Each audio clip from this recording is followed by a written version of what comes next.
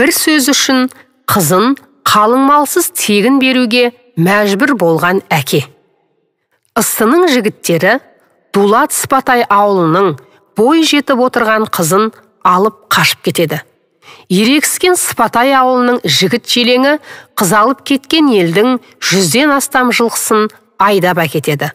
Ол жылқыны қайтаруға барған кедей кепшіктерді Сыпатай ауылының жігіттері сабап жібереді. Сосын ыстының ақ сақал қара сақалдары жиналып, би мен шешен бармаса, Сыпатайдың жуан жұдырықтары теңдік бермес деп, Бөлтірік пен Дәулеталыны жұмсайды. Бұл Бөлтіріктің өткір сөзімен ел аузына іліге бастаған шақ екен. Сыпатай зор денелі, қалың қабақты кісі болса керек. Алдындағы адамға қабағын қолымен көтеріп қарайтын әдеті бар екен. Дәулеталы қаншама жалынып жалбарынса да Сыпатайды көндіре алмайды. Сөзге енді Бөлтірік араласады. Аға бордан, іні зордан Сыпеке, балалар бір тентектік жасаған шығар. Төсекте басы, төскейде малы қосылып жатқан елміз ғой.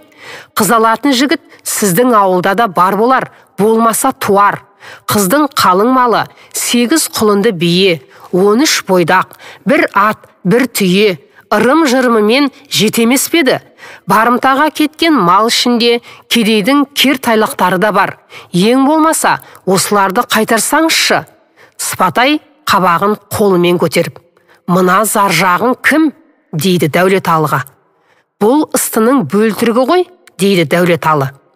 Қарғадай бала келді деп, қалыңсыз берер қызым жоқ. 100 жылғы қызды алып кеткен үшін айыбымыз. Енді 47-сін әкеліңдер, депті.